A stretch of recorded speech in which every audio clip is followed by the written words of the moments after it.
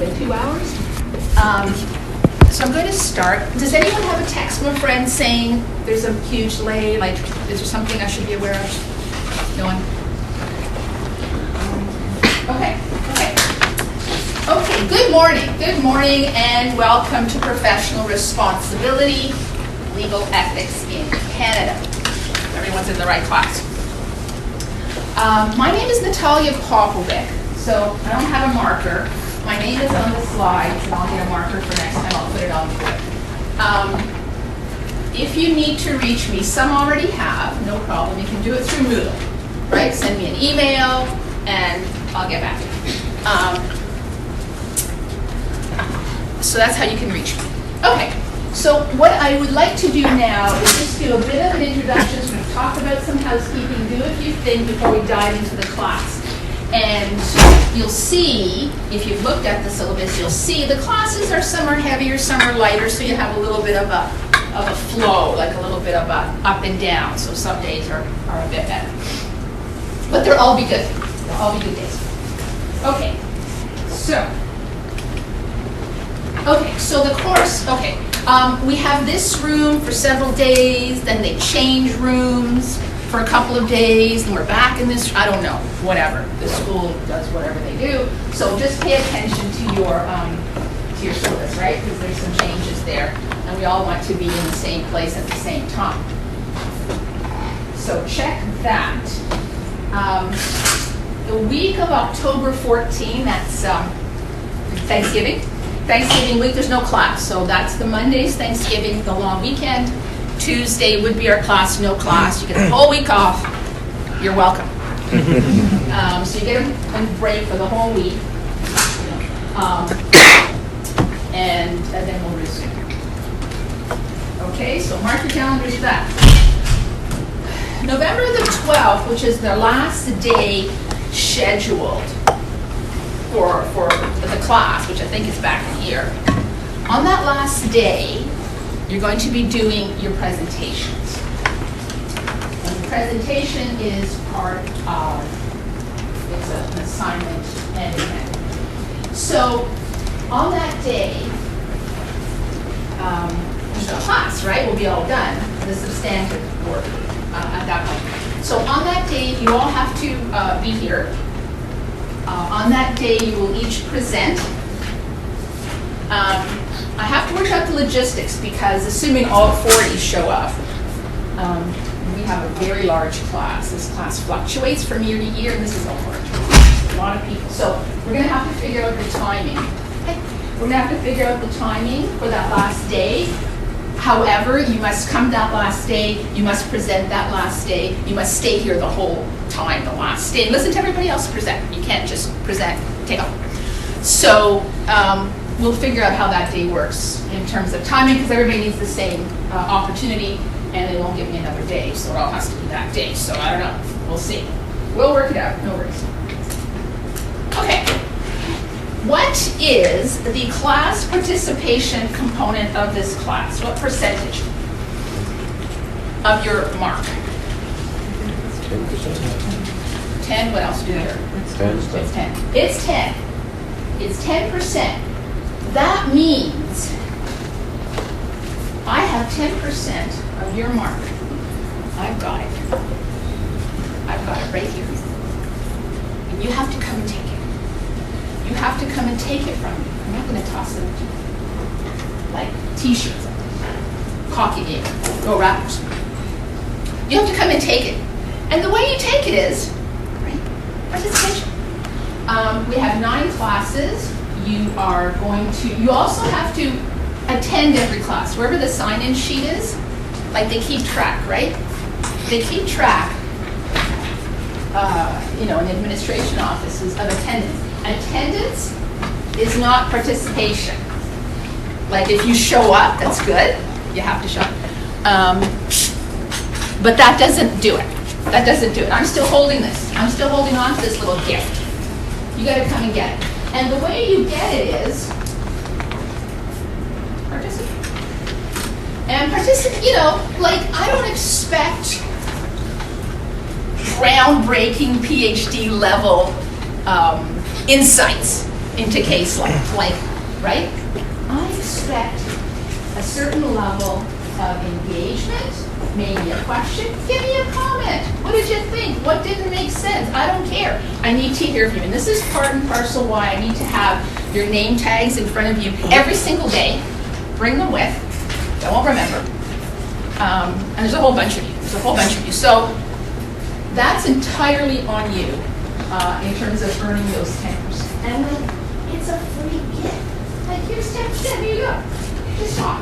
Just talk. And you're all lawyers, so, you know, talking's a part of it. So you have to earn that. You have to earn it. And we're here, just do the math, we're here 9 classes. On the last class, everybody will participate, because you have to. But all the other classes, like, you know, you can't stand up one day and give me a brilliant dissertation. You have to be regular contributions. So you know, and over the years, I've seen students say, oh, but I showed up every day, and I said something once. So I'm just trying to make it clear that the expectation for your grade is in part engagement.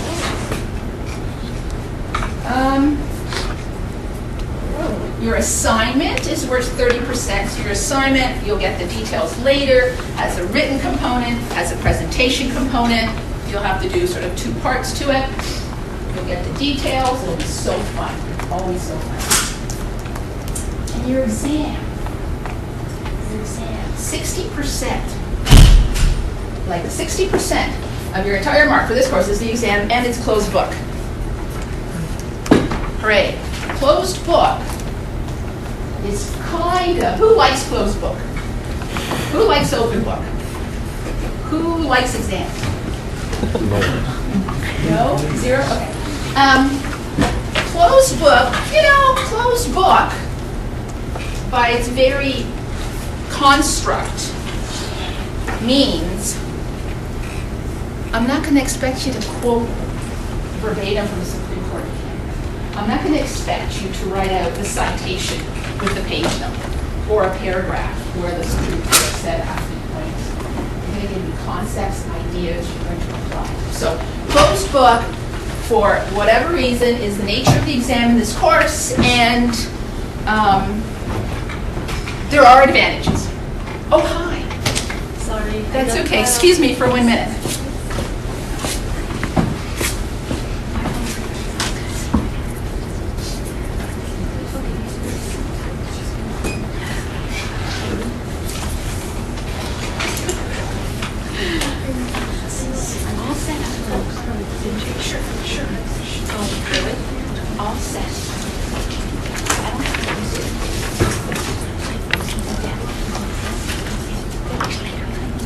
Okay, please excuse me. Okay. Where was I? Closed book. Closed book exams. Okay. So 60%, you know, whatever, plan for it. Plan for it as we go through the course to do that. The materials. This course is based on materials. Right? Everyone have a textbook, either in paper or, like, I don't know if they sell it to you electronically or not. Maybe they don't. So you got to have your textbook. And this is your, you know, this is your source. This is your source for most of the things we do. However, there's a model code. And the model code, we'll talk about the model code throughout the class. The model code is actually a document you can take into your exam, okay? And you can annotate it, like, a little bit. Like, you can put some. So you can take in a little security blanket with some notations. I do not invigilate exams. Someone else will invigilate exams. So if you take your model code and photocopy half your textbook and stick it in here, they're going to say no. They're going to say no. So be reasonable, right? So you can annotate it, but you can take in your model code. That's the only thing you're allowed. And then you can either handwrite or type your exams as you wish. Okay, I need your name tags for the reason I just said, in full capacity. I need your name tag. Great. I don't have it today. Okay, just a piece of paper is fine. Oh, okay. Just something. Because, like, I gotta, you know, I need your name tag. Because I've gotta know who I'm talking to. And also, oh yeah, 10% participation, right? I gotta know who participated. So, most of you have laptops, that's great. There's Wi-Fi, data everywhere, the whole school, whatever. No problem. I tend to walk around a lot because I just don't stand there for these hours. So I walk around a lot. Just so you know, don't worry about it. If you're reading email or checking the scores or looking for a recipe or online shopping, I don't care. I don't care. Do what you want. So if I'm standing next to you, don't sweat it if you've got J. Crew on your screen. I don't care. Do what you want. But remember, 10% participation. Number 2, somebody's paying money for you to be here. Whether it's you, your parents, your spouse, a loan, the bank, someone's paying for it. So it's up to you. I don't care. I don't care what you do with your time. So don't worry, if I'm standing next to you, buy that hoodie. Go to 10. Okay. What else do I want to do before we start? I think that's it. No. Okay, so the classes are, right? So I told you you're one class off. And you'll see, like, if you go to the syllabus, there's a section at the back with, like, a little chart, right? And it gives you the day, whatever, and then the topics we cover, and so on. So you have a sense of where we're going. So today is kind of background, introductory, theoretical kind of stuff. And then you can see as we go through the classes, and as I already said, some are sort of heavier or more dense in terms of content, and some are a bit lighter, so you get a little bit of sense of what's going on. Okay. Okay. Is it possible to do the presentation earlier? If anyone needs like some kind of attention or something, then speak to administration and then speak to me. Okay, so you can work with that.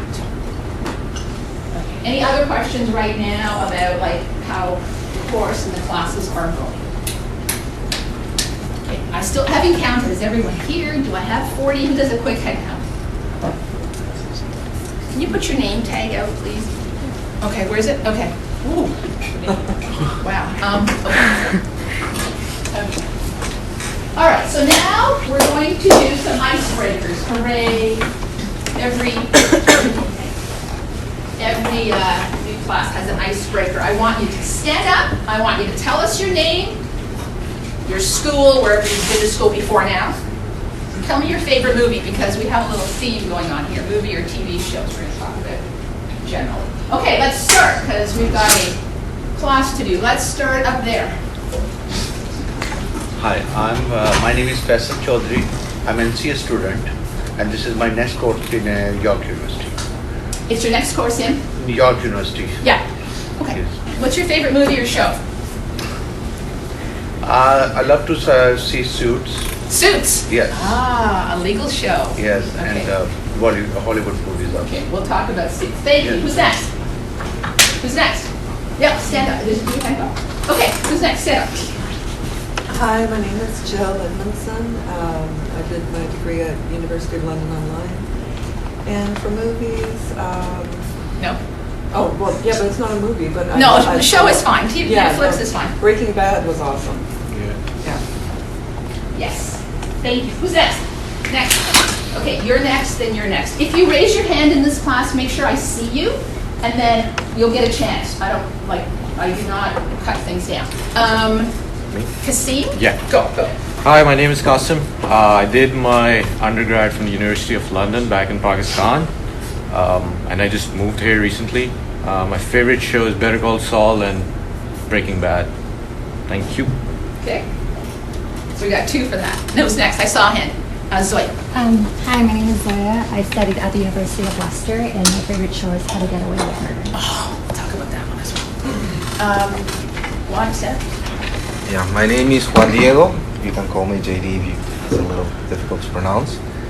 I'm from Lima, from Peru. I studied law in UPC, the university. Then I got a master's degree in Navarra University of Spain, and I recently moved here to study this LLM, and my favorite movie is Life is Beautiful. Oh. Next. Did I miss someone here? No. Okay, Petra, yeah. My name is Petra. I studied my LLB at the University of Kent in the UK.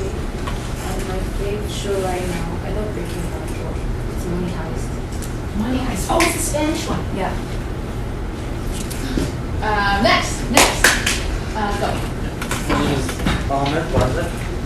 I graduated from the UAE United Arab Emirates, and this is my last semester in law school. Hooray. And my favorite movie is The Black Marble, Which one? the first one. Here. My name is Perdita. I went to January. My name is Perdita. I went to January and my favorite show right now is Family. We got two. Who's keeping track? Okay. Next.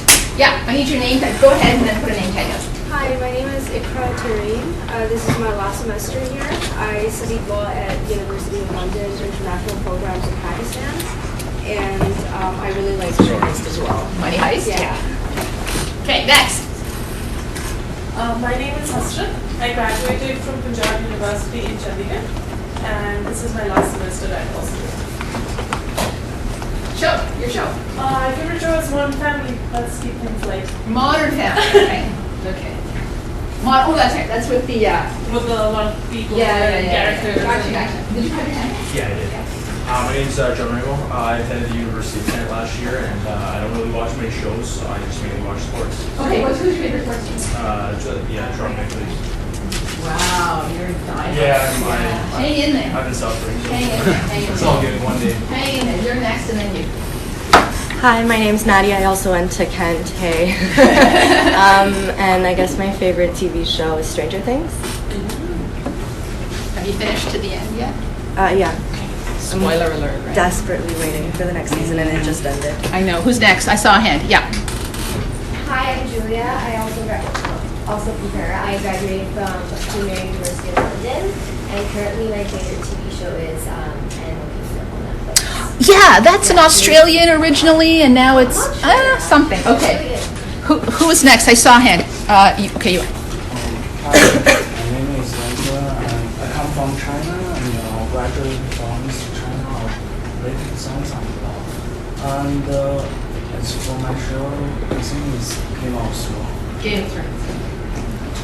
There's some problems with the Yeah, last it was, episode, right? Big Yeah, I know. We can talk. Okay. Do I see a hand? Okay, 1 and 2. Okay. Hi, my name is Shane, and I got my law degree from the University of London International Programs, and my favorite show is Argentina. That's 3, I think. I'm not keeping track. Hi, my name is Delfina. I got my degree from Argentina. And my favorite TV show is The Good Wife. You guys like legal stuff. That's good. That's interesting. Except for Game of Thrones, which is just violence. I just met. You're next. My name is Yahweh. I studied in China, and my favorite TV show is the American drama The Good Wife. That's 2. My name is Josh. I went to the University of Leicester. My favorite TV show is Seinfeld. Classic. Classic. So sorry. Did I point to you? Yeah. You're next. 1, 2, 3, 4, 5. Go. Hi, my name is Xiaonan Cao. I get my bachelor degree from China, and this is my second program in Osgood, and the last term in Canadian Common Law. And I didn't see much shows in English, but I know Jimmy Show. What? Jimmy Show. That's an American television Yeah, show? I think it's an American show. Is it a comedy? It's just a talking show. Yeah, it's one of those talk reality show. shows. Oh, it's I think real. it's a like Jimmy Kimmel. Jimmy Fallon? Oh, yeah. Jimmy Fallon. Yeah, Jimmy Fallon. Gotcha. Okay. I numbered you. Who's next? Who's number 2? Yeah.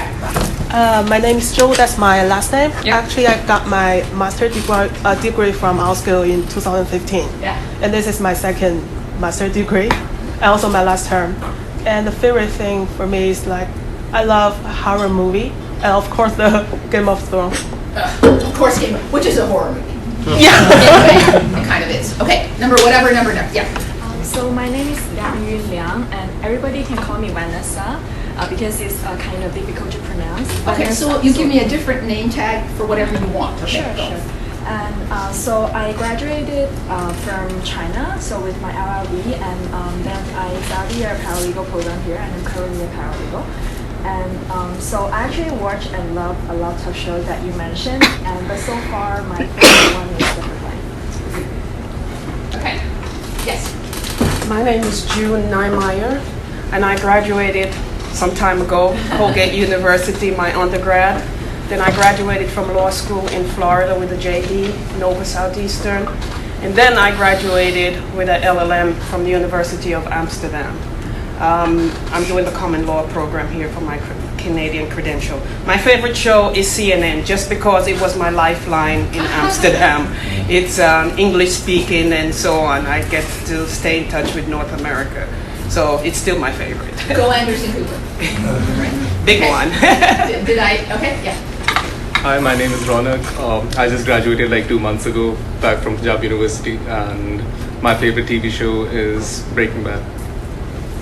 Okay, we've got more people. 1, 2, 3. My name's Nick. I graduated from the University of Southampton in England, and my favorite show is Game of Thrones.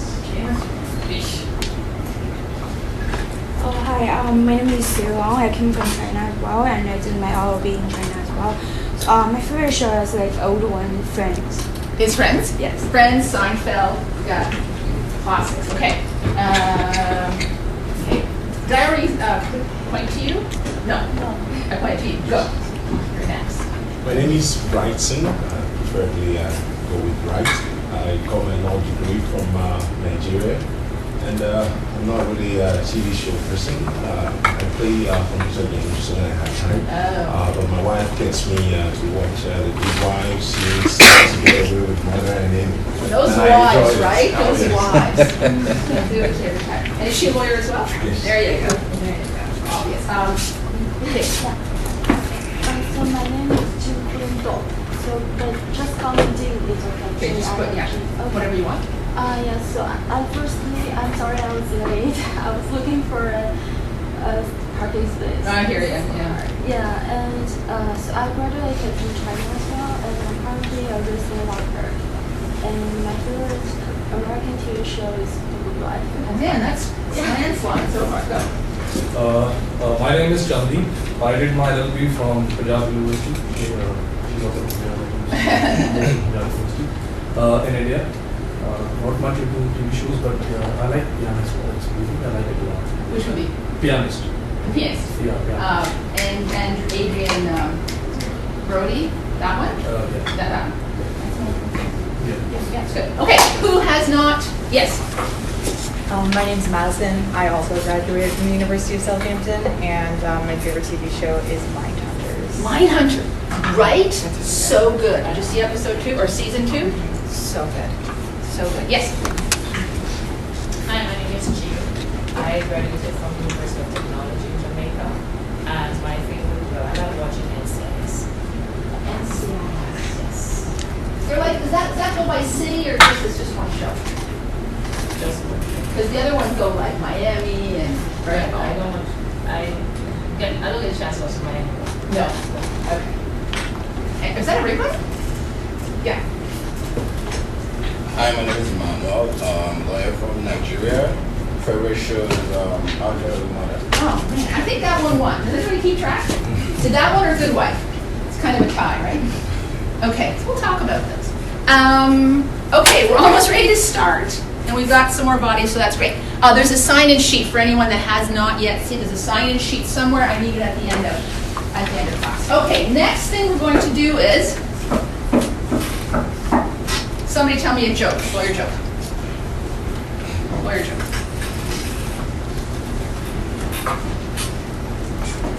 So I'll give you one. But if you've got one, let me know. Okay? Which one should I do?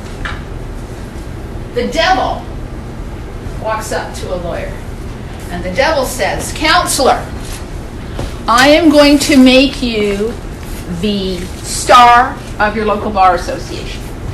I am going to make you a very well-respected lecturer.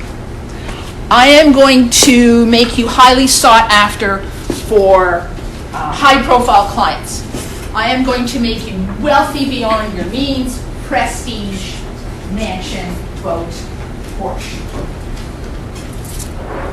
And in exchange for all of that, Counselor, I want your soul to burn in hell for all eternity." And the lawyer says what? "Okay, but what's the catch?" You know, I get various reactions to that joke. Pardon? It took too long? Mimi said whatever you do in my package law legal. Whatever he has to do has to be legal. No, the catch is, when you say what's the catch, his soul's going to burn in hell anyway? Yeah. So what's the catch? There you go. There you go, right? Okay, now it makes sense. All right. Why do we tell lawyer jokes? Oh, they're so easy to pick on. They're so easy to pick on. So it's we, it's us. So we were easy to pick on. What else? What else do we tell lawyer jokes for? I have a joke for you now. Excellent. Okay. And it's Excellent. sort of interesting. Yep. Why don't people like lawyer jokes? Lawyers don't think they're funny, and everybody else doesn't think your jokes. Right. So it's that whole element of why is it funny? Because there's an element of truth. Because there's an element of truth. And so, when you go to a cocktail party and you hear a lawyer joke, you think, "Oh, brother." You think, "I've heard that before," or "That's not funny." But here's the thing, is we as a profession, we have a whole bunch of legal ethics just by chance with this class. We have a whole bunch of legal ethics, right? And we take our ethics seriously. We take our ethics seriously, we take our clients seriously, we take our jobs seriously, we take our roles as advocates, as counselors, as officers of the court. We take all of that seriously. We don't have to take ourselves seriously. We don't have to take ourselves that seriously. So you can make a kind of a bifurcation, right? What you can say is, you know what? I stand up in court and I know my case law and I represent my client and I make the best oral argument, or I write the best factum, or I do the best I can, and I am ethical and I am professional and I am very serious about my job. But you know what? If you go to a cocktail party, what if you tell the first lawyer joke? You tell it. Don't wait for someone to tell it, and then you have to stand when everybody laughs at you. You can be the one telling the joke. You can take away their thunder. Take away that notion of, "Oh, there's a lawyer at this party, I'm going to make fun of him or her." You can take it away and say, "I can laugh too at myself." So one of the concepts that we're going to talk about in this class is how lawyers are perceived, how lawyers represent themselves, how lawyers are made fun of, and how lawyers, we as a group, want our profession to be represented. And several of the cases that we're going to look at talk about the profession as a whole. So every single one of us, whatever you do, and you stand up and you do it, and it might be coaching your kids' baseball team, or it might be arguing from the Supreme Court of Canada, or it might be talking to the media. Every one of you has standing behind you the rest of the profession, so that your conduct reflects on everybody else. So the way that you behave reflects on all of us. The way you behave reflects on all of us. So that notion of let's be professional, ethical, serious, but let's not take ourselves too seriously. That's one of the reasons why in this class we talk about lawyer jokes and how we can laugh at ourselves. Because we're easygoing, we're fun, we can laugh, we're doing serious stuff over here, but we're not like in this ivory tower. Okay, speaking of lawyers, who's that? Saul. What kind of lawyer is Saul? He's a shyster. Shyster. What kind of lawyer is Saul? Those Breaking Bad fans, or? He's not a very good lawyer. He's a mall lawyer. He's a bottom feeder. Okay. Anyone else know what Saul is all about? He's cancelled his license. He's what? License. His license is what? He's cancelled. Cancelled? He's cancelled. He canceled. He lost his license. Yeah. Yeah.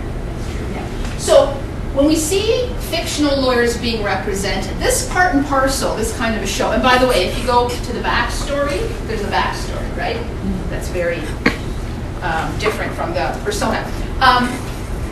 When we see these kinds of fictional lawyers in media or, on the television and movies and so forth, this is part and parcel of where we, as a community of lawyers, get some of that aura that people say shyster or ambulance chaser and that kind of thing. So just keeping in mind the kind of image or perception,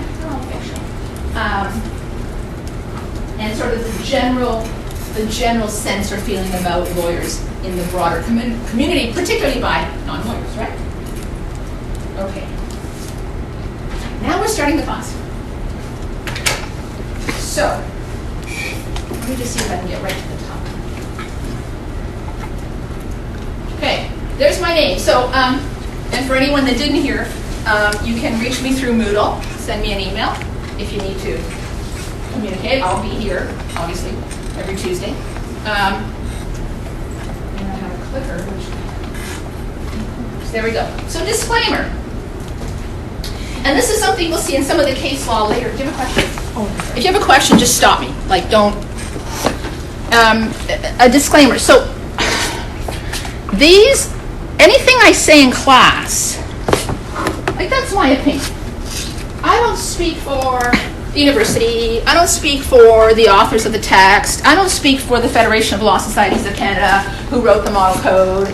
I have opinions, and I have a summary or condensation of the materials on these slides. These slides are for your assistants. You can read them, you can look at them, you don't have to follow. Your exam is not based on my slides, right? Your exam is based on these two pieces of materials. These two materials. Okay. I'm not going to ask you about movie shows or solving or anything else. Okay, so disclaimer. And you will see at some point in one of the cases where there has to be a distinction between the hat that you wear as a professional, as a lawyer, as an officer of the court, as a representative of your client, and anything you do outside of the practice of law. Okay, things that do not constitute legal opinion or advocacy and so on. So you need to make that distinction. This is just a real world example of exactly what we're doing. I'm not practicing law here. I practice law at my office. I don't practice law. That's a disclaimer. To that effect. Here's our overview, which we discussed. If anybody has any questions or is unclear, come and see me. And we'll repeat this because it bears repeating. 10% of your mark is available through class participation. And people way smarter than me, or maybe all of you, I don't know, such as Carl Sagan said. Carl Sagan, astrophysicist, dead, but every question is a cry to understand the world. There's no such thing as a dumb question. So don't worry about, does this question make sense? Let's engage. Okay, so we're going to start with the beginning. The profession, professionalism, sustainable professionalism, regulation, and the complaints process. So, what do the words SRO stand for?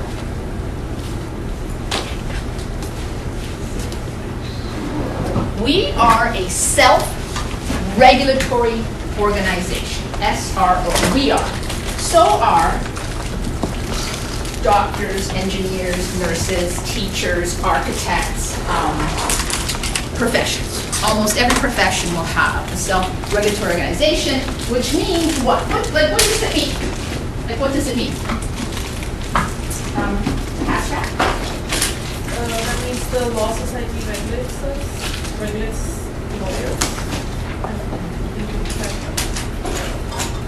Paralegals as well.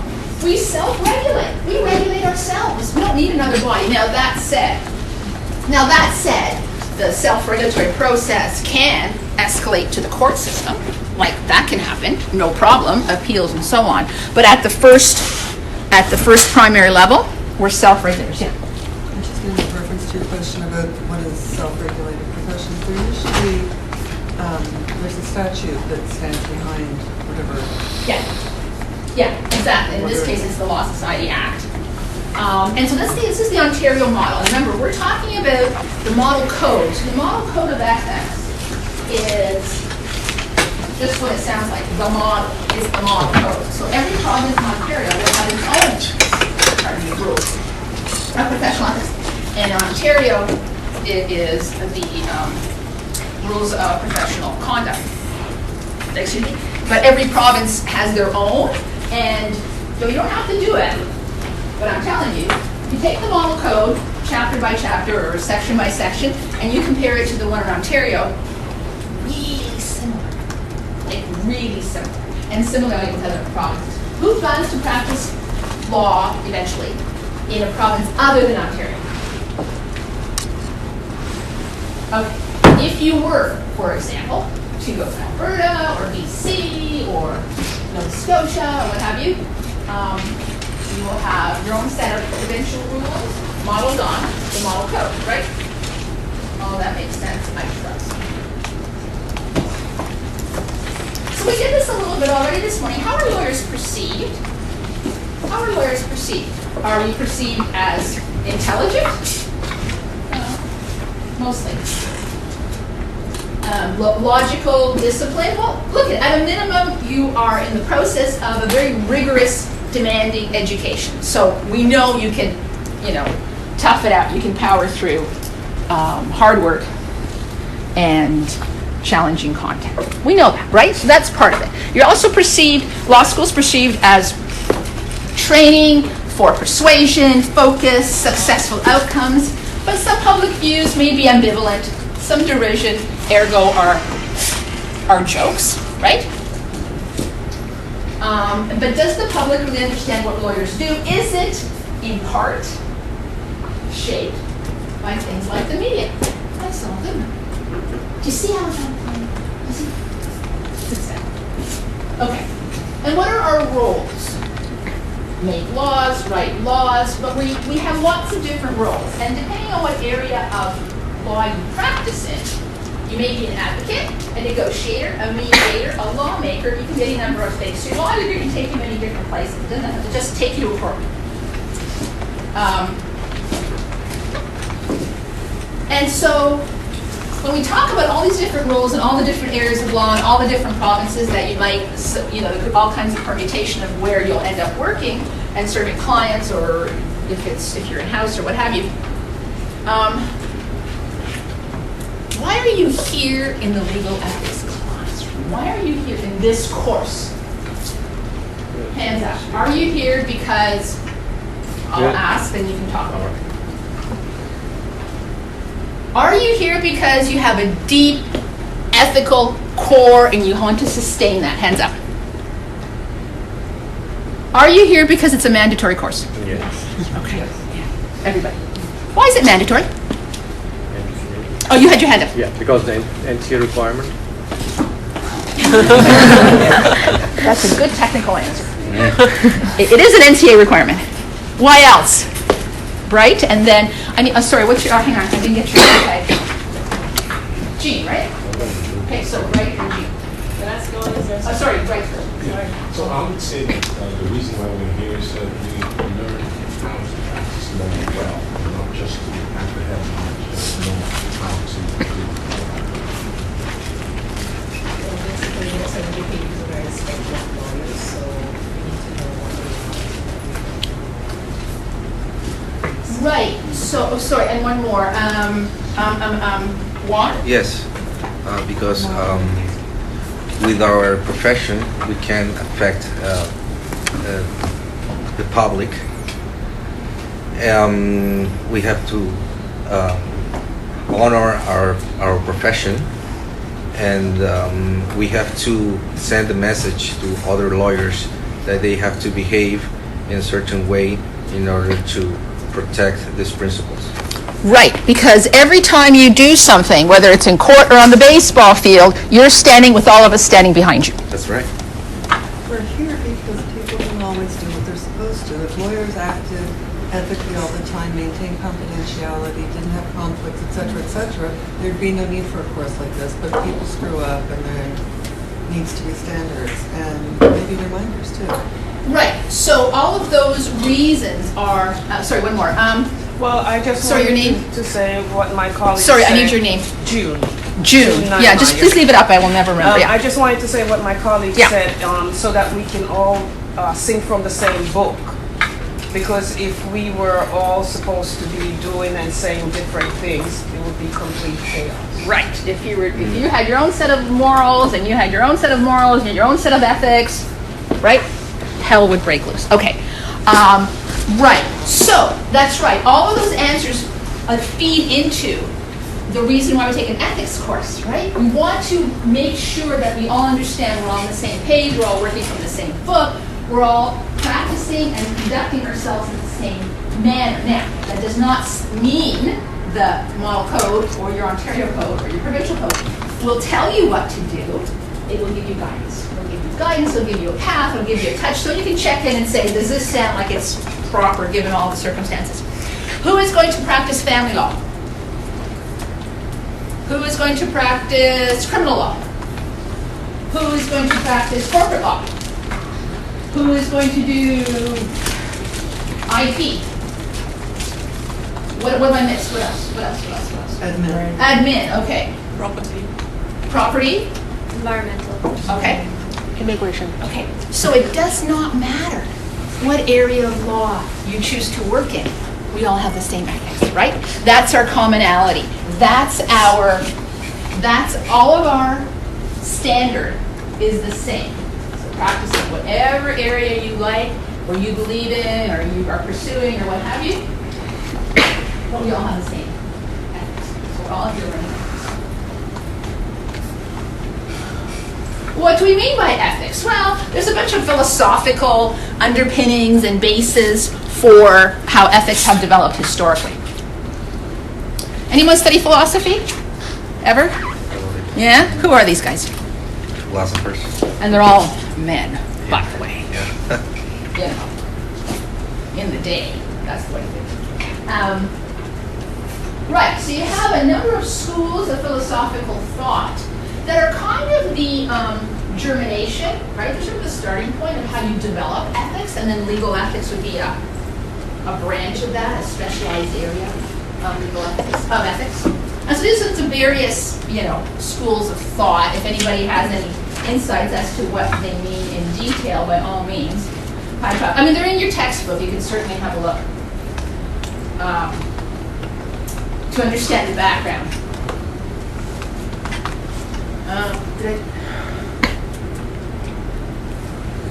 Yeah, okay. So legal ethics and public ethics, right? We looked at the media. We looked at the image of lawyers. We talked about how the jokes reflect in some ways what non-lawyers might, think or perceive. Are there quandaries? Are there problems? Are there situations where the decent thing to do might not be the legal thing to do? There's your ethical dilemma, right? First class legal ethics, there's a dilemma for you. What if the right thing to do, in your mind, is not the legal thing to do? What do you consider when trying to decide, and what do you do when the legal requirement is at odds with what you morally feel you should do? Example, what do you think about this? You act for a real estate. No, whose real estate? Whose property? Yeah. I need your name tag. Out front. You act for a real estate developer. That's your client. You got all these obligations. We'll look at them. Confidentiality, duty, competence. You've got all these obligations to that client, and you are going to safeguard those clients' interests. And your client says, I want to buy building X. I want every tenant out. And I'm going to build condos. I'm going to charge $1 million. I'm going to make a ton of money and buy a building. And you say, excuse me, client. One of those tenants is a widow with 3 kids who has no family and no income. Your client says, I don't care. I just gave you instructions. What do you do? What do you do? And by the way, your client has every perfectly legal right to demolish the building and build a condo. What do you do? There's no right answer. This is like to make you think. Thinky, thinky, think. Bright, and then, I'm sorry, you have to keep your name tag out because, yeah, right in front of your, Bright, and then Hasib, and then what? Well, I would say you go with the client's instruction. Okay. That's one perspective. Hasib? Follow the client's instruction. Okay. This is more a question than a commentary. What about the conscious objection? Conscientious objection. By the lawyer? Yes. Okay. So hands up. Who thinks that your client's your client? You got to do what your client says. Who thinks that?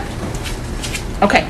Who thinks that maybe there's a moral issue here and you don't feel good about kicking out people on the street and you need to have a talk with your client? Hands up. Okay. So there's no right answer, right? There's no right answer. It depends. Okay. So you're in that situation. You've been practicing 1 whole year. You're a new young lawyer and you get this better. What? I did this in ethics class one day. What the heck?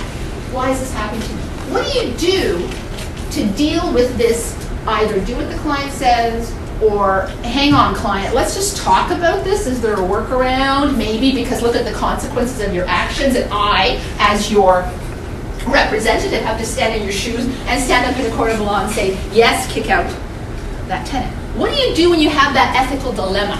What do you do? What's one thing you can do? Petra. I think you can just look for options that, like maybe other ways for them, for the client to benefit from the situation. Okay. What else? Just offering help or, That's the have a hard talk with your client option. There are lots of options. Yeah. You can also discuss withdrawing yourself. June, Nine. It's blank. No. Sorry. I just need your first name, June. Discuss with your client. Go ahead. Consider withdrawing. Yeah. Because the ethics is so different. Right? Yeah. Yes. That's an option. Shameen, Emmanuel, Julia, go.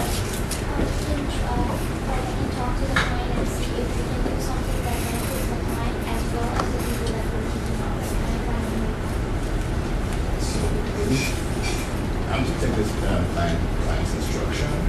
I would also find the middle ground to find a better deal for the tenants. Okay, so it's a win-win situation for the back as well. Yeah. All good options, right? All good options. Call your mother. Yeah. Call your senior partner.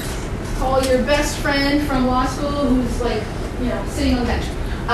Yes, so what you can do is you can do all of those things. The point is, here's the point.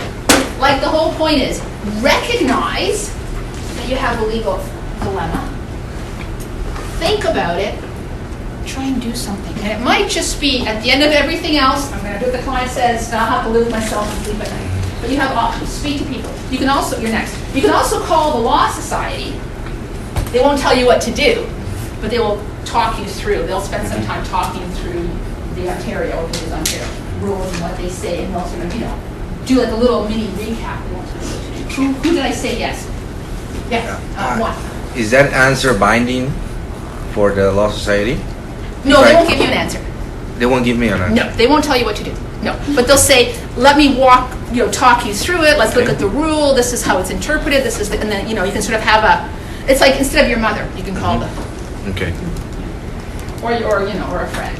So it's another option. Okay, good. By the way, hello. Hi. Hi. Yes. Mohammed. Yes, I am Okay. Mohammed. So I would also like to contribute my insight on this topic. Please do. I feel that morality is a very relative concept. The thing which would be moral for me might not be moral for the other person. So being a lawyer, the first primary task is that a lawyer owes a duty to his client. So as far as if I perceive that this thing is immoral, I can ask this client on personal grounds that this thing is immoral. But at the same time, if my client is willing for the same purpose and I am asking, and I'm also willing to take his case, so I think that I would see the matters related more towards the law, at least on the moral. Thank you. Thank you for participation, because this is the kind of thing we're talking about for part of the remark. So what you see here is, with this sort of concept, is what do you do when you've got these conflicting ideas, right? What do? You have to do some of the things that we talked about. Talk to your client, talk to your mother, talk to the law society, think about it. You can withdraw. Worst case scenario is you can withdraw, right? Except, you're next, except, what if, and we'll see this later in the course, what if your client is your employer? What if your in-house counsel and your boss is Petro-Canada, and they want to drill, you can see this, you can see, right? They want to drill this through someone's farmland or whatever. You can see the potential, right? So then you have a sort of a twist on that thing, because if you say, client, I can't do what you want me to do, it's not moral, and they'll say, thank you very much, there's the door. And then you have no job, no clients, because your whole client is. I don't want to jump to the gun, but as you talked about these internal dilemmas and struggles, I just can't help but think of the Ken Murray situation. Like, what could possibly be more impossible than where he ended up? Right. And we'll look at Ken Murray more closely, for sure, because he's one of the poster boys, right? Fascinating. June. I think it's different if you're an in-house counsel. Because as an in-house counsel, you have the opportunity to counsel the employees and your employer on different, and convince them. Different convincing than you have with a client. Oh yes, look at. Has anyone already practiced law in their lives and had clients in the past? Okay. Like sometimes, like you just cannot talk sense into it now. Like you just can't, right? I mean, you try, and if it's an individual. So I think it's an important distinction to be made, because sometimes you can say to the board of directors or whomever on a larger basis, look at the pros and cons, blah, blah, reputational hit and so on. And you've got like a person, this is not, and you say, no, go ahead. Sometimes you can't knock sense into a client. Question. Isn't it rather difficult to quit a client? There are certain ways in which one can withdraw, and one of the legal get out of jail free terms is a breakdown of this solicitor-client relationship. So if you go into court and you say, I want to withdraw, there are certain rules when you can and so forth, and you tell a judge the relationship has broken down, guess what? That judge was a lawyer once. That basically means can't get through. Or you're not getting paid. Like there are different kinds of ways to get around it. Okay, what I wanted to say was,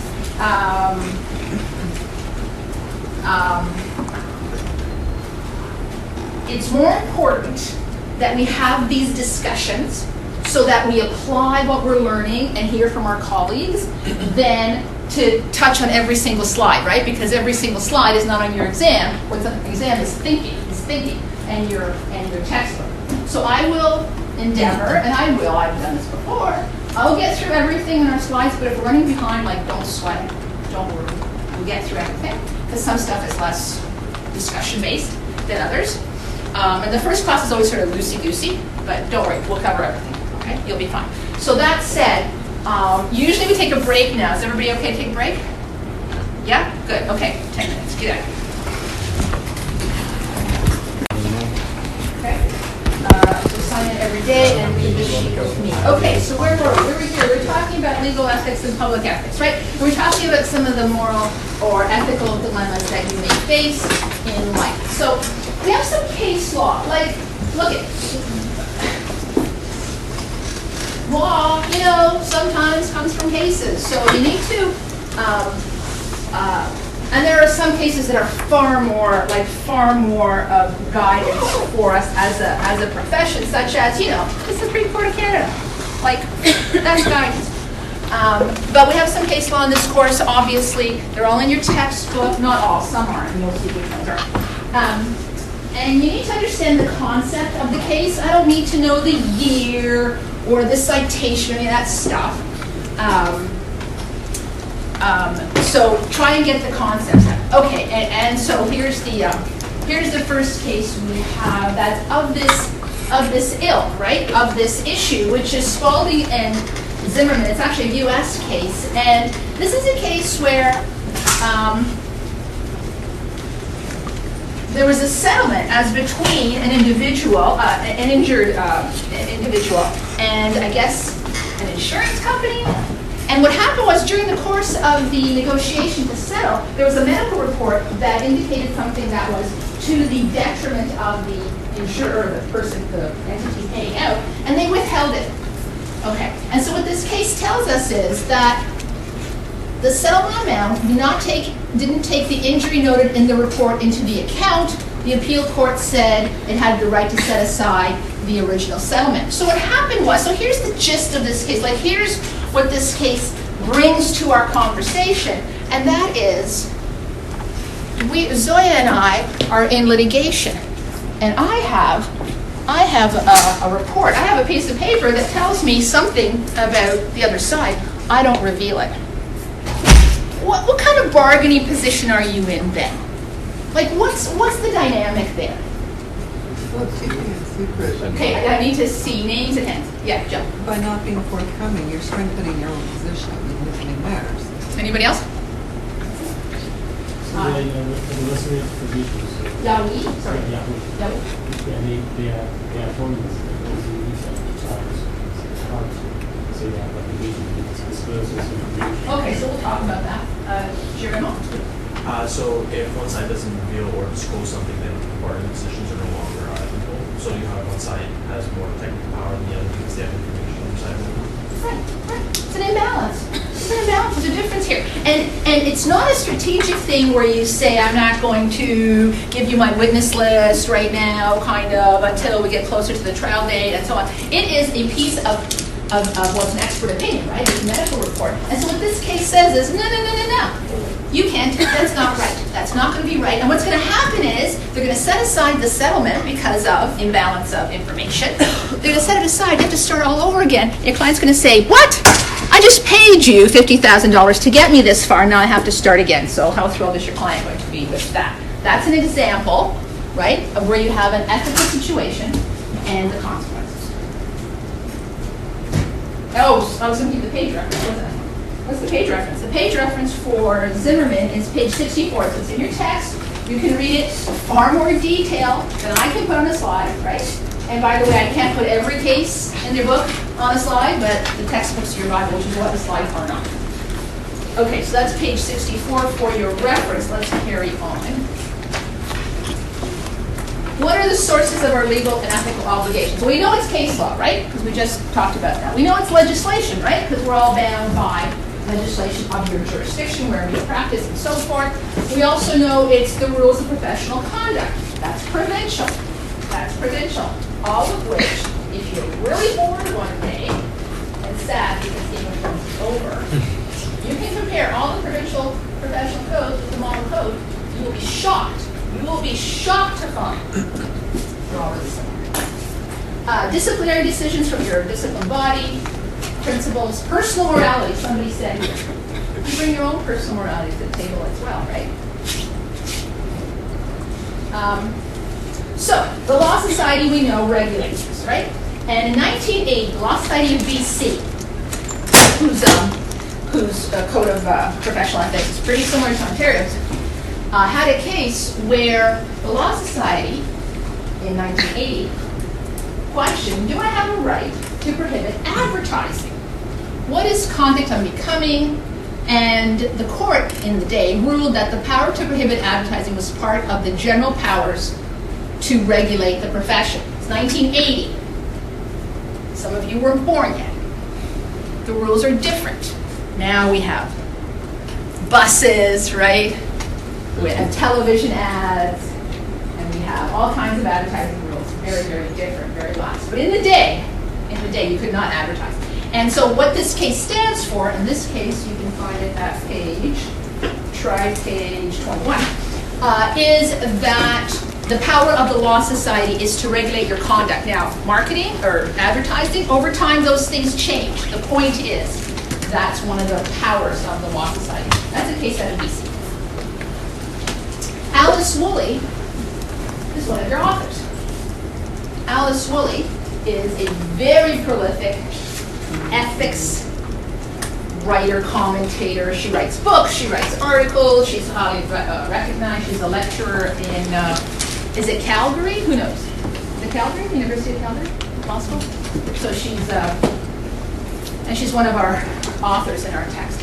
And she talks about law as a profession. It has all these aspects to it: self-regulation, code of conduct, ethics, professional rules, rigorous education, limits to who can join the community.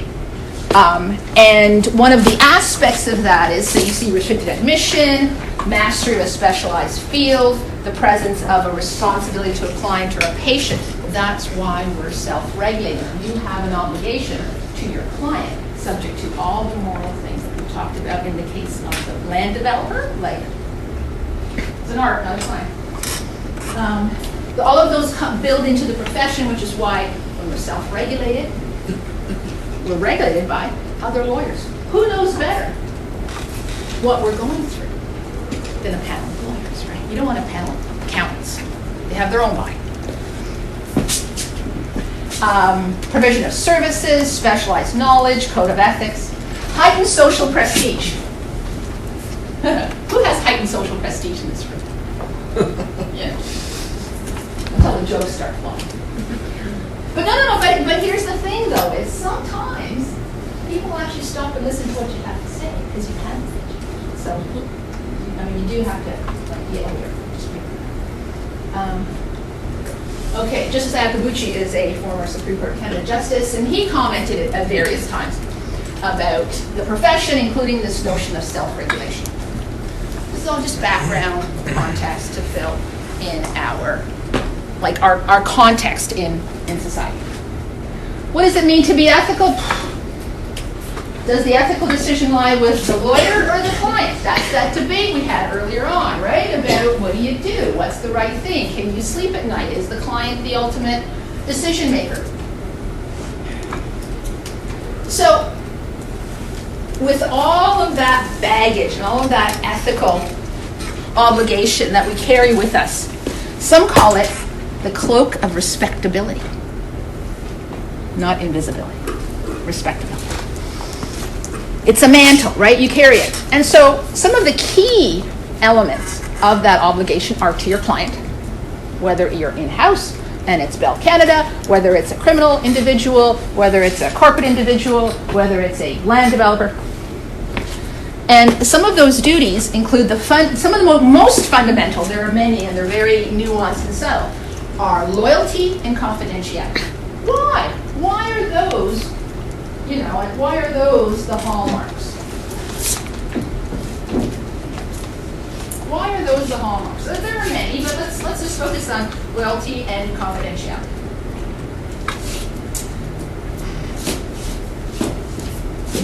Yannick?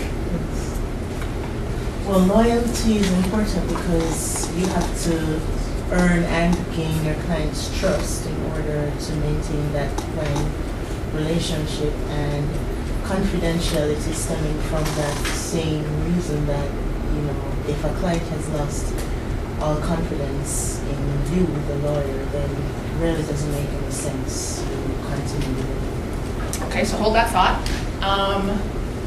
Ahmed. Because if everything else stems from those two factors. Okay, in what way? Confidentiality what affects the legal, lawyer-client relationship, and loyalty as well. And it affects how to manage accounts, how to manage spillover into exactly. Yeah. And probably even go to the relationship, because the relationship is quite fragile. So means that client has to be trusted, because trust me like a patient, a good trust and a doctor.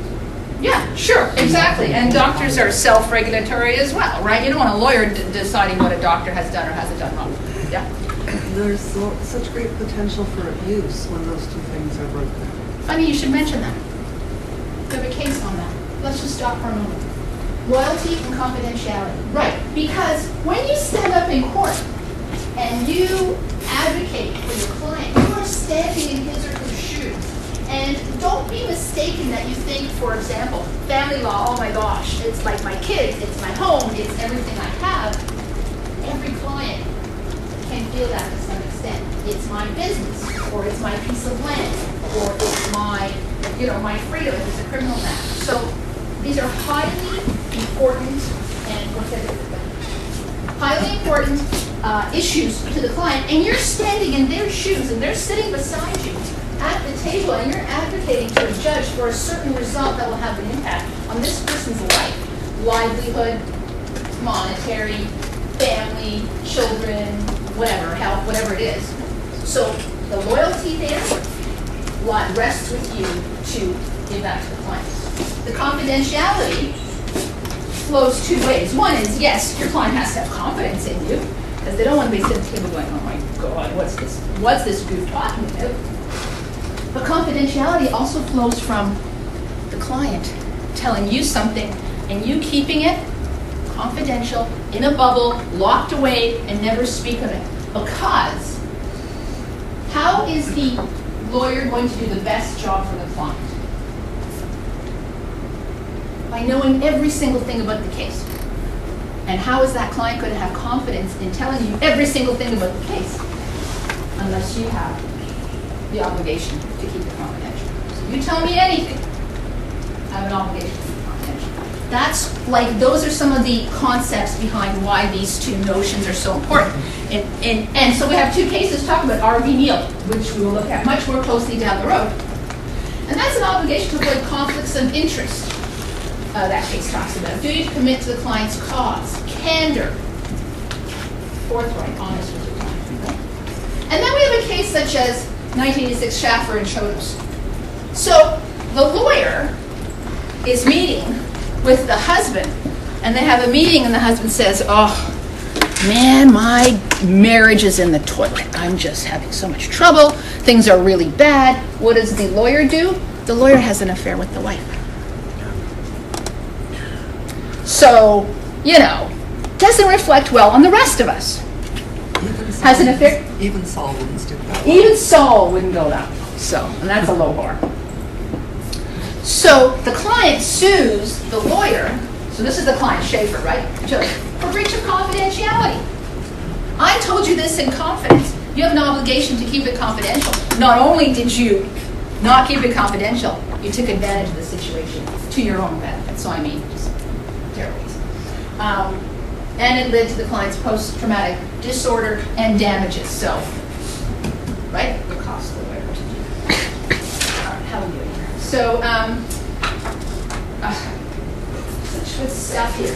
Let me just see, what's on page 35? Go to page, do you have a text with you or access to your text or something? What do we have at page 35? Something on page 35 that probably has to do with this. Yeah, okay, well, I don't know. Let's spend 2 minutes, okay? Go to page 35. Who wants to answer this? What are your thoughts? There's no right answer. So page 35, do you have it? Do you have it? If Chodos, which is the lawyer in this case, if Chodos had no particular knowledge of the vulnerability of the client's marriage, had simply had an affair with the wife, should the result been the same? The result was breach of confidentiality and damages. Would it make a difference? Would it make a difference if he, the lawyer, didn't learn about the vulnerable marriage from the client directly? Kasim, and then Ikra. Well, I think it doesn't matter if he knew about the situation or not. It's, I think, breach of confidentiality and, basic code of ethics that a lawyer is having an affair with the client's wife. That's what I think. And we shouldn't be having an affair with the client's wife. Right? Yeah, okay. There are plenty of fish in the sea. Come on, man. Tinder. Exactly. I think it's immoral, for sure. You shouldn't be getting involved with your client's family that way, but with regards to confidentiality, I don't think that specifically for that, if we had no knowledge of it. Okay, and so the answer is, it depends. It depends. There's no right answer, right? You have to look at the facts very closely. You have to consider these aspects of it, right? Is the confidentiality, it depends. What are all the facts that go on? Did he meet the wife by chance and not know she was married to this guy because they have different names, or, you know, who knows? So it all depends, all factually based. These are the kinds of things that this question in the text is asking us to do. Not yet, no? Okay, so that's, yeah, okay. Oh, and here we go. Is our next slide Mr. Murray? No. Okay. So Murray, you want to give us a little thumbnail of Murray? Oh, the poor guy. It had to do with the videotapes that were hidden in, I think, like the drop ceiling behind the pot lights in the bathroom. That these are videotapes of Bernardo and Homolka and the Leslie Mahaffey. I don't remember the girls' names, but it was, what do you call it? Snuff films, like killing them. Okay, we don't need to. Yeah. I mean, yeah. you know, it's bad enough. And so the big question was, because the investigation had gone on for quite some time, and it's kind of mind-boggling that they didn't find these. And then when Murray was told of them by, I guess, Bernardo, it was a big question, what do I do? Who do I turn them into, or do I tell? Or he was really in that pickle. Right, and that's our ethical issue. So if you don't know the case, you can go read about the case. It's horrific. Like, it's just horrific. It's horrific. But for the ethical aspect of it is the client says to a lawyer in a criminal law case, the client says, "I got these tapes." Oh, he had also. Sorry, the detail I forgot was he very, very explicitly said, "Don't watch them." Right. So the client says, "I've got these tapes. Put them in your safe deposit box. Don't look at them. We'll use them later." And the lawyer says, "Okay, 17 months." And so it has a huge impact. For 17 months are not disclosed. Has a huge impact on the case that he's defending Bernardo on, but it also then results in criminal charges against Murray, right? So he's charged criminally for obstruction of justice. There's a whole cascade of events that occur. And so he conceals evidence. He would have been benefit to the prosecution. He planned to use it later, but he's found not guilty because of mens rea. So that's sort of the technical outcome is there was a lack of this actus rea mens rea for criminal lawyers.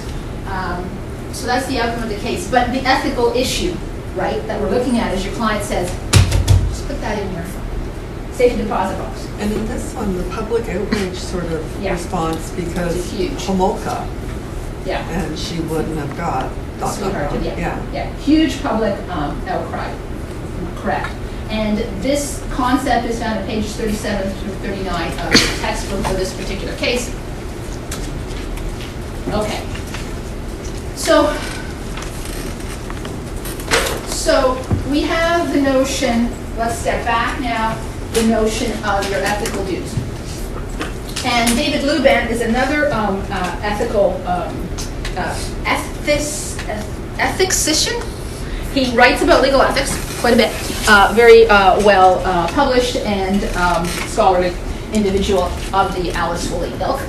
And like from a theoretical or philosophical background or purpose or perspective, he writes about issues arising from conflicts between professional obligations and moral obligations, what you perceive as is right, and requires a Brown type of role. It suggests lawyers should exercise civil disobedience when there is a serious conflict. Somebody said conscientious objection, that kind of thing. That's David Luban's perspective, that's all we're saying. But he touches on this notion of a Brown type of approach. And Lord Chancellor Brown is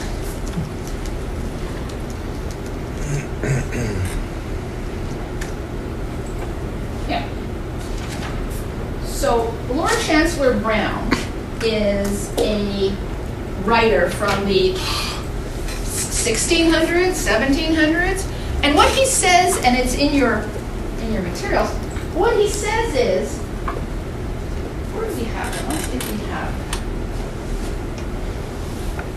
Let's see if we have that. Turn off your text. Go to page 28. What's on 28? What is that? Okay, so you know what I'm going to do? I'm going to ask for a volunteer. This is another way you can participate in this class. What fun, right? Like this, because part of this class is no like here's the right answer, here's the wrong answer. It's not math. You have to think about these ideas and discuss them. So go to page 28, and can someone? This is the R.V. Neal case, which we touched on, but the focus is this Brown concept. And I want someone to read a little tiny section and comment. So I need a volunteer. I need a volunteer. Tetra? Okay. You need a text? Got it. Okay, so it's this little section here, this little indent section. Just read that out loud to everybody, and then we'll talk. Stand up, nice and loud. All right. This is Lord Chancellor Brown being quoted by the Supreme Court of Canada in R.V. Neal. Go. An advocate, in the discharge of his duty, knows but one person in all the world, and that person is his client.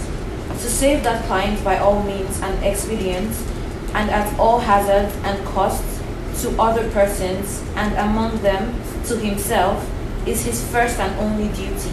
And in performing this duty, he must not regard the alarm, the torments, the destruction which he may bring upon others. Separating the duty of a patriot from that of an advocate, he must go on reckless of consequences, though it should be his unhappy fate to involve his country in confusion. So the language is a little bit, right? The language is a little bit. That's fine. Thank you very much. So what is the driving force of that message? Who wants to comment on that? Petra, yeah. I think it's just saying that the client is his main. Your client is your main, like, your sole responsibility. Yeah, thank you. So, like, do what you can within the bounds of the law to help your client. Nadia, Ikra, Juan. Forgot your name. I'm sorry. Adroke. Who's first? Yeah. I think Farrell explains it in his article. He talks about how it's the dominant, I guess, analysis or dominant tradition where the lawyer is meant to advocate and push for the client's moral autonomy. So it's about the client and pushing for their belief in what is ethical and what they want to pursue by their ends for their needs. And we'll get to Trevor Farrow in a minute. Who's next? This is just a prime example of the traditional model that lawyers tend to follow, or used to tend to follow, where the only thing that's important is the client's interest and nothing else matters. Who else did I say? Yeah, as she said, it's a manifestation of the partisanship principle. But I think that in this case, it's going to be a hyper zealous effect, and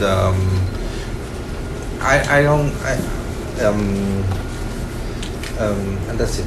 Okay, so you touched on Timothy Dare, so we're going to get to Timothy Dare and that hyperzeal notion. So these all things, they evolve, right? So you start with one and you've got different perspectives. And Emmanuel? So look at the statement, right? And repeat against the moral issues we were talking about earlier, yeah? Notice that it simply says that we should go ahead to protect the client's interests at all costs. So whatever instructions the client gives you, you should go ahead and execute that, all right? Because he's your sole paramount and sole responsibility at that point. Anybody else? Judy. Even to take it further from what he says, basically the passage is saying even if it means sacrificing yourself and others to some degree. I found that very strong. Jill. Isn't this what ended up sort of coming around to bite him with Joseph Broya? Like, didn't that go to the other extreme of this, where he tried to rely on my zealousness is... Yeah. It's tolerated by the Supreme Court of Canada, though. Yes, we'll touch on Joe Broya for sure. Right, exactly. Did you have a comment, Frank? Yes, I just wanted to mention that in the issue of moral autonomy of the client, it means that the lawyer will be your own view on that people. Yeah, exactly. So everything that you've raised is in the harsh wording, the very traditional, almost fundamentalist wording, right? Because look at the wording, and you've got the page in front of you. This is what we're quoting. This is the Supreme Court of Canada quoting this. And look at the wording. Look what they're saying, or they're extrapolating or taking from Chancellor Brown. As an advocate, you know but one person in the world. That person is your client. So this is your client. The rest of the world falls away. It's all just static noise. It's a blur. You've got one person. No one else exists. No one else exists. Listen to the wording. Knows but one person in all the world. That's his client. To save that client by all means. Like we're lawyers, right? Language is important. Language is important in statutory interpretation. Language is important when the Supreme Court of Canada speaks. You have to listen. In all the world, and by all means, all expedients, all hazards and costs to others. Who cares about the other side? I've got one client. That other side doesn't exist for me, right? So this is the language that is picked up on. Costs to other persons and to himself or herself. First and only duty, he must not regard the alarm, the torment, the destruction which may bring upon others. Alarm, torment, destruction of others. Don't care. Don't care. If it's my client, I'm good. It's all good. So you've got the Ken Murray, situation where the families don't have a chance to have justice and so on. Who cares? Don't care. This is my client. Who had a hand? Yeah, I was about to ask. Okay, go ahead. How do we reconcile that with the example you gave earlier with, trying to talk sense into your client? We have this court family that we're about to oust. How do you reconcile this? Well, look if you are a follower, if you say, Brown, that's my path, then you don't care. Yeah. That's what Brown says, right? He says, I don't care. Now, this is 1860, so we have a few other ideas that evolve later on. But that's your ethical. I don't know what your answer is. That's your ethical dilemma. You have to figure it out. The point is, recognize it, identify it, and then do something about it. Talk with someone. Read a book. Call the law. Do something about it. So that's the whole, because there are no right or wrong answers. So if you follow this philosophical approach, you don't care about the destruction of others. I don't care. From the street. Well, this goes on about some political stuff about his country and so on. So that's the Brown concept, right? So then we have Trevor Farrow. And Trevor Farrow's writing in 1982-ish, like a couple of centuries later. And Trevor Farrow is also a scholar and a writer, and he says, hang on. So we call the Brown, that concept of you're the only person in the entire world client. I don't care about homeless people, and I don't care about pollution in the rivers. You're my client. I'm doing what you say. So Trevor Farrow writes a seminal article challenging that, the dominant or traditional, it's called, dominant or traditional model, which is the Brown model. And he challenges that. And he says, no. That's far too tunnel vision. What tunnel vision is? That's far too blinkered a perspective. That's far too narrow. No. We're lawyers. We should evolve. We should be more open-minded. We should look at various issues and try to create a sustainable view of the profession. And his article is called, funnily enough, Sustainable Profession. I think that article is in your reading list. You can click on it and read it. And so he says, no. So you have the traditional model. Then you have Trevor Farrow's, and it's called the modern traditional models. And he says, no. We should consider lots of different things, not just the client. He says, the client's interests are important. Hey, I don't forget I'm a lawyer. He's a lawyer, right? He's a professor and an author. But he said the client's interests are still important, but we can't sacrifice them on the altar of moral responsibility. We can't say, all the moral responsibility lies with the client. I'm just doing what the client said because that's my obligation. You can't do that. So Farrow says, no, you can't do that. He says, you're paid a reasonable amount. We're not doing charity work here. You can do charity work in pro bono, but generally your profession is paid, right? So you're paid a living. But you can't be slaves to just churning out the hours, billable hours, working and following client instructions blindly. He says we have to celebrate and encourage diversity in the profession and deal with the last lawyer in town dilemma. We'll talk about that another day if we try to get you out of here on time. And you have to be inclusive of public interest. Lawyers should avoid doing harm with their legal skills. What does that mean? You should avoid doing harm with your legal skills.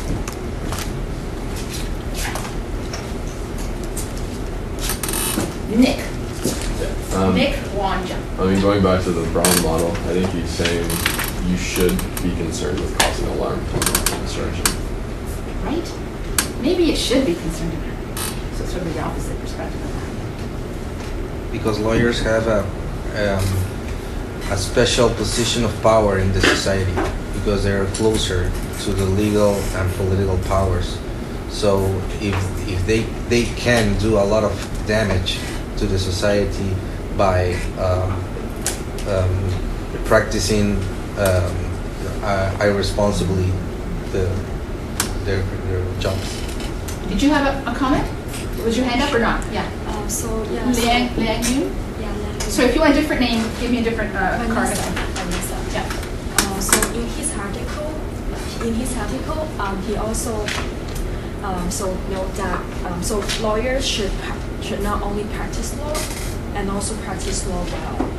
And so doing harm with their skills is actually not practicing law well. So it's actually like practicing law without any moral considerations. So what he's trying to say is to ask lawyer to call for lawyer to exercise their moral options when practicing law. Doing harm with your legal skills would include things like frivolous, vexatious, and malicious cases. Using your skill, because we have knowledge about the court systems and legal terms and legal process that others don't, right? That's our specialized education. Abdullah, Yes, generally it is said that knowledge has the power, and lawyers are expected to have the power, knowledge of the legal aspects. So they have the power in the legal domain. So here it is highlighted that they should not manipulate their knowledge. And I guess sort of building on that point would be to not use their power to sort of legitimize things that maybe the greater society view as immoral. So if you look at the example that he gave us with condos and he wants to get rid of all the people in legally, yes, he may be able to do that, but morally it would sort of legitimize this idea that lawyers can use their power to help their client do immoral things. And if you continue to legitimize this stuff, it's like, what is your profession really fighting for? So you don't want to cloud that as saying instead of helping people, do they help people only to hurt other people? So it's by helping your client hurt others. Right. Yeah. Yeah, I believe means that the lawyers need to proportionately balance the interest of the client and the society. Right. So go ahead. I mean, the interest of the client shall not be detrimental towards the society. I mean, they are balanced. Which is Farrell's point, right? Is to say there's a greater picture, there's a bigger picture going on here than just your brown concept of your client. There's a bigger picture, other interests to be considered.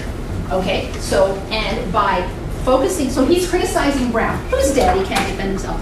And he says, so Farrell says, when you take that really black letter approach that we read from that excerpt, then you can do more harm by being so having tunnel vision. So he says that.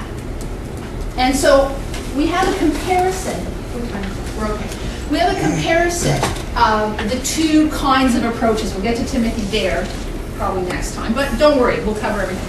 We have a comparison of the two kinds of approaches. These are two philosophical approaches, and law is a living tree. It grows, it changes, it evolves, and so forth. And so we have on the one side, and you have to read Sustainable Professionalism. It's like 100 pages, it's not that long. You can read it, and there's a really in-depth analysis of how Farrell comes to this.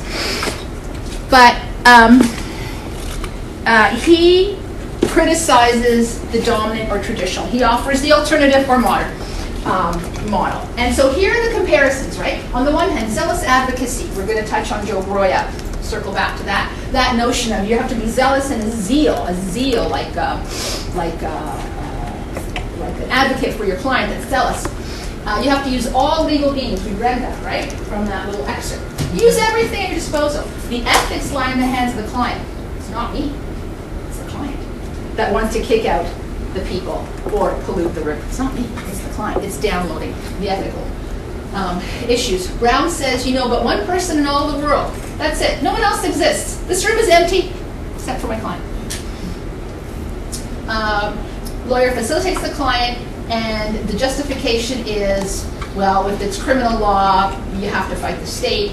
And we have some echo, a little ringing of a bell of that notion of however distasteful, and we'll see that in some of the model code, or some of the professional codes that have that notion of sometimes you have to do something maybe distasteful, but is there a gray area where you say, well, this is distasteful, I don't really like duking it out, but that's my client. But is there a point where you say, but now I've gone too far, now I'm going to kick out people and make them homeless, make them wrong. No right or wrong answers, like if you're in the wrong class, if you want, the answer is X. Okay. And so what does Trevor Farrow say? He says, no. We need more drivers when we consider these situations and these clients and these scenarios. We need more drivers. We need external norms, not just the focus on your client norm. We need external norms. We need to consider morality, our own morality. We have to consider religion. Is there a religious component? We have to consider politics. Is there a political aspect to something in a statute, for example, that causes harm, but it's your job to advocate for that statute? Stop and think a little bit. We're not automatons, right? And he says, you have to think about the public interest. What is the greater good? You have to think about the client, the courts, administration of justice. Last lawyer in town, we'll talk about that. And he says, and remember, language is important, and it's in his article, and he uses these words. Let's give effect to the law's ambition. That notion of your reach should exceed your grasp. You should be able to go beyond what you can already do, what you can grasp. Go beyond, reach beyond. Think broader, think wider, think bigger. Let's give effect to the law's ambition, not to what it says today, not to what Brown says, here's my client, I'll do everything, who cares about anybody else? Let's think in broader terms. Let's be ambitious. Let's give effect to the law's ambition. Okay, we're going to stop here. Don't worry, we'll cover everything else in this set of slides. Ooh, Tim Dare is next. But we'll stop there. I'll stay for a few minutes for questions, otherwise see you next week. Thank you. Thank you.